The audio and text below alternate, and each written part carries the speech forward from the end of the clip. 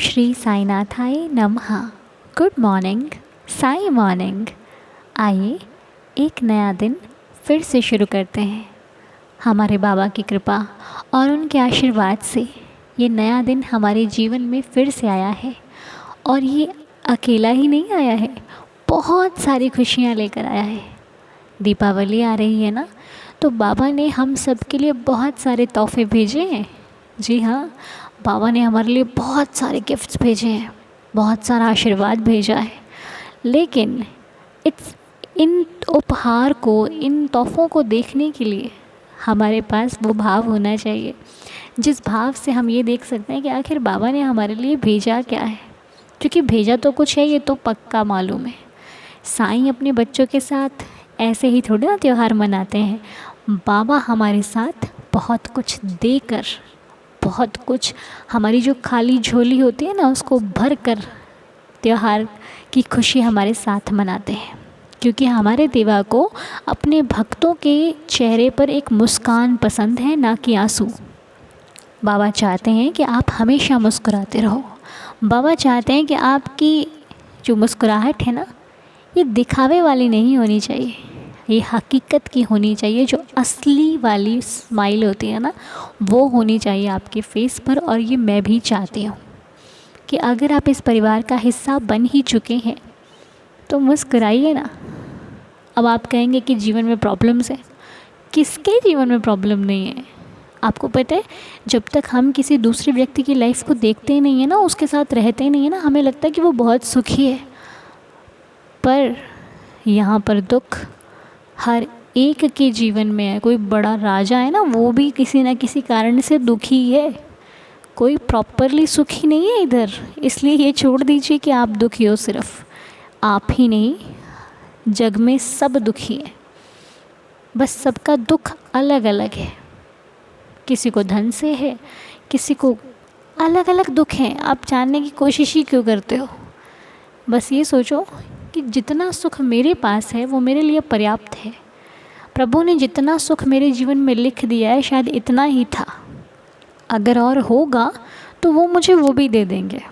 बस क्योंकि जिस इंसान के अंदर सब्र होता है ना, वो हर हाल में खुश रह लेता है। और जिसके अंदर सब्र और संतुष्टि नहीं है ना, उसके पास कितना ही सब कुछ भरपूर हो, उसमें भी वो संतुष्ट नहीं है। वो कहेगा ये भी कम है। इसलिए हमें होना है संतुष्ट, हमें बनना है सब्रवान। कि जितना मिल गया, बहुत बहुत शुक्रिया है मेरे बाबा आपका। तुमने जितना दिया मैं उतने में खुश हूँ।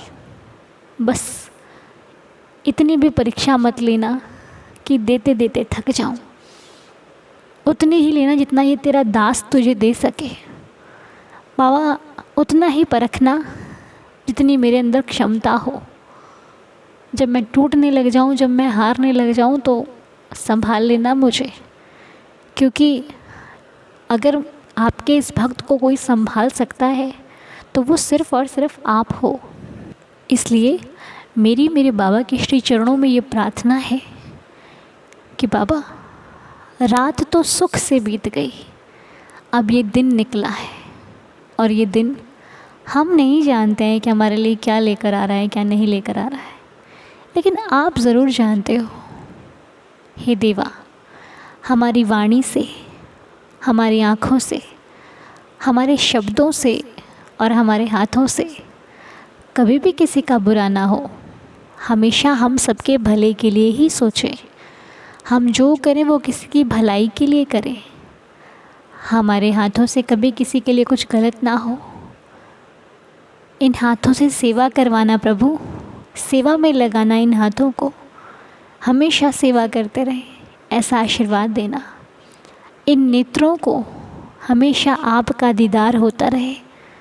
सुबह उठूं तो आपको देखूं, भोजन करूं तो आपको देखूं, भजन करूं तो आपको देखूं, काम करूं तो आपको देखूं, और रात में सोने से पहले भी मैं आपको देखूं।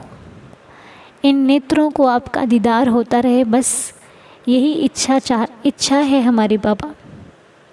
कानों में हमेशा आपके नाम की गूंज होती रहे। इन कानों को सदैव साईं साईं साईं साईं सुनाती रहूं मैं। इतनी कृपा करना और वाणी से आपका नाम ही हमेशा निकलता रहे। मेरी वाणी में दूसरों के लिए भलाई हो, मेरी वाणी में दूसरों के लिए दुआएं हो, मेरी वाणी में सदैव प्रार्थना हो, जो मैं खुद के लिए भी करूं और अपनों के लिए भी करूं। बाबा मेरे व्यवहार में कभी कोई भेद ना आए, मैं कभी भी किसी से भेदभाव की भावना न रखूं, मैं किसी भी प्रकार का किसी से ईर्ष्या ना करूं प्रभु। मेरे अंदर ईर्ष्या भावना आए, मेरे अंदर अहंकार की भावना ना उत्पन्न हो। ये सब आप कर सकते हो, आप दे सकते हो मुझे ये उपहार देना साईं, कि कभी भी आपका ये बच्चा किसी गलत कार्य में शामिल भी ना हो। अगर जाने अनजाने में भूल हो जाए, कोई भूल से बाबा मुझसे गलत हो जाए तो मुझे संभाल लेना, तो वहाँ से मुझे दूर कर देना जहाँ पर गलत की छाया भी हो। बस इतनी ही मेरी प्रार्थना है कि मैं अपने कदम हमेशा आपके दरबार की तरफ लाती रहूं। जब भी दिल करे आपसे मुलाकात होती रहे, जब भी दिल करे आपसे बात होती रहे, जब भी दिल करे आपका दीदार होता रहे, और ये जीवन की शुरुआत और जीवन का अंत आपके ही श्री चरणों में हो। मेरे बाबा के श्री चरणों में यही प्रार्थना है। हे देवा, रहम नज़र करना, दया करना, सबकी श्रद्धा की लाज रखना। और ये प्रार्थना मैंने सिर्फ अपने लिए नहीं की है बाबा, ये प्रार्थना ये मेरा कहा हुआ एक एक शब्द इस पूरे परिवार के साथ कहा गया है। रक्षा आपको सिर्फ मेरी ही नहीं करनी है बाबा। इस वक्त जितने भी लोग प्रार्थना को सुन रहे हैं या फिर इस वीडियो को जितने भी लोग आकर बाद में सुनेंगे, उन सब की रक्षा करनी है आपने, उन सभी पर कृपा करनी है आपने। ये परिवार है आपका, मेरा, हम सबका। बाबा इस परिवार से बहुत लोगों को सुकून मिलता है, क्योंकि इस परिवार में आपका आशीर्वाद जो है। हे प्रभु, हर एक सदस्य इस परिवार में निस्वार्थ भावना से सेवा करता है, चाहे वो आज करे, कल करे, जब भी करे। तो बस जो भी सच्चे दिल से किसी के प्रति सेवा भाव से बढ़े आगे, उनकी ज़िंदगी में कभी कोई तकलीफ़, कभी कोई रुकावट ना आए। हे प्रभु, जो मुझसे प्रेम करते हैं, जो मुझसे प्रेम नहीं भी करते हैं, सबका भला करना और कृपा करना कि हम ऐसे बने कि सभी हमसे प्रेम करें, ना करने वाला भी करने पर मजबूर हो जाए। देवा, ऐसी कृपा बनाए रखना, ऐसी दया बनाए रखना, ऐसा आशीर्वाद बनाए रखना, रहम नज़र करना प्रभु। और हाँ, दीपावली आ रही है, तैयारियां चल रही होंगी आपके, है ना? बढ़िया से तैयारी कीजिए। और साईं बाबा तो आएंगे हमारे घर, इसमें तो कोई दो राय वाली बात नहीं। बाबा को बुला लेना। अच्छा, बाबा को बोलना कि बाबा मैंने बहुत अच्छे से घर की साफ़ सफाई करी है, अपने लिए नहीं करी है, ये सोच कर करिए कि आप आओगे तो आना आपका, पहले आपको मेरे घर ज़रूर आना है, पहले अच्छे अच्छे व्यंजन बना मेरे घर ज़रूर आना। अरे आपने इतना कहा नहीं ना। बाबा आएंगे, बाबा ज़रूर आएंगे, आप बुला कर तो देखिए, बड़ा दौड़ाएगा साईं। ठीक है जी, तो चलिए। और आज हम लीला शेयर करने जा रहे हैं निधि प्रिया जी की। निधि प्रिया जी के द्वारा बताई गई लीला आपके साथ शेयर कर रहे हैं साईं जी के चरणों में। आज बहुत ही सुंदर सी लीला, जो कि मैं भी आपके साथ ही पढ़ूंगी और आपके साथ ही सुनूंगी। तो आइए बढ़ते हैं लीला की तरफ। और एक चीज़ आप मेरी बात मानोगे प्लीज़, जो लीलाएं आने में टाइम लग रहा है ना, थोड़ा सा मुझे समझ लीजिए। इस वक्त थोड़ा सा समय व्यस्त चल रहा है, थोड़ा सा, ज़्यादा नहीं, तो बहुत जल्दी वो ठीक हो जाएगा। उसके बाद समय से सब कुछ होता रहेगा। एक्चुअली क्या है ना कि जो बाबा की लीलाएं हैं, तो वो जो सबसे पहले आ चुकी हैं उनको धीरे धीरे लाया जा रहा है। तो मुझे लगता है कि आप मुझे समझोगे और थोड़ा सा सब्र रखोगे ना। और जैसे ही मुझे लगेगा कि अब आपको नंबर मैं दूं, तो वैसे ही स्क्रीन पे आपको नंबर मिल जाएगा, उस पर आप मुझे लीला व्हाट्सअप कर सकते हैं। ठीक है जी। लीला आपको कमेंट में नहीं लिखनी है, आपको व्हाट्सअप करनी है मुझे। ओके। तो धीरे धीरे से आपको नंबर दे दिया जाएगा, फिर वो लीलाएँ आती रहेंगी। आपको बहुत अच्छा लगता है सुनना, मुझे मालूम है, लेकिन बस थोड़ा सा समय का जो अभी चल रहा है वो जल्दी ही ठीक हो जाएगा। उसके बाद हम लाइव भी आएंगे, आपसे ढेर सारी बातें करेंगे, बाबा का नाम जाप करेंगे और बाबा की एवरीडे लीला भी आ रही है, उसका भी आप आनंद लेते रहिए। तो चलिए, तो आज की लीला निधि प्रिया जी की तरफ से है, आइए सुनते हैं। तो निधि जी, आपको ओम साई राम। निधि जी लिखती हैं, अनुदी, आपको और हमारे पूरे साईंदार परिवार को ओम साई राम। ईश्वर आप सभी को सदैव स्वस्थ और प्रसन्न रखें। Thank you so much dear. तो चलिए शुरू करते हैं लीला को। जय साई राम। निधि जी कहती हैं, मैं आज आपके समक्ष अपने बाबा की लीला का गुणगान करने जा रही हूँ। वैसे तो मेरे जीवन में मेरे साईं ने बहुत सी लीला मेरे साथ की हैं, लेकिन आज मैं आपसे अपने जन्मदिन की एक लीला बताती हूँ। बाबा को मैं आज से नहीं बल्कि बहुत छोटे से उनको मानती हूँ, और जब मैं उनको जानती भी नहीं थी वह कौन है तब से उनको मानते हैं। जहाँ तक मैं अपने खिलौने के साथ भी खेलती थी, आज ये हो गया है कि साईं मेरी ज़िंदगी बन गए हैं। लेकिन कभी शिरडी नहीं गई थी। जब भी हमें कोई ले जाता था हम कहते थे नहीं, हम अपने परिवार के साथ ही जाएंगे। और हमारे बाबा से एक बात थी कि बाबा हम चाहते हैं जब भी हम आए तो हमारा जन्मदिन हो और दिन गुरुवार हो और आपका दीदार हो। और फिर यूँ हुआ कि जो कभी नहीं हुआ। इस बार मैं शिरडी साईं दरबार में थी अपने जन्मदिन पर, और बाबा का दीदार था और दिन गुरुवार था। इसी में एक और लीला है। मेरा जन्मदिन 2 दिन होता है, क्योंकि मैं रात ठीक 12 बजे हुई थी। लेकिन हर साल मेरे जन्मदिन पर मेरे साथ कोई ना कोई दुर्घटना हो जाती, जिस वजह से मुझे अपना जन्मदिन बिल्कुल नहीं पसंद और ना मैं मनाती हूँ। अपने जन्मदिन के बाद जब मैं शिरडी से मुंबई को जा रही थी तो बाबा की ही मर्ज़ी थी कि जो अचानक मैं और मेरा परिवार मुंबई जा रहे थे। वहाँ पहुँचते ही मेरे हाथ में वैन का ढक्कन पूरा बंद हो गया और मेरे हाथ में बहुत तेज़ से चोट लग गई। ये बृहस्पतिवार की रात की बात है, जब मैं मुंबई पहुंची रात में थी। बुधवार और बृहस्पतिवार को मैं सुबह वहीं थी, तब तक मुझे कुछ नहीं हुआ। लेकिन जैसे ही मैं बृहस्पतिवार की रात में मुंबई पहुंची, मेरे हाथ में वैन का ढक्कन बहुत तेज़ से लग गया, पूरा हाथ लाल पड़ गया, हाथ चल नहीं रहा था और मैं रोने लगी, बाबा को याद करने लगी।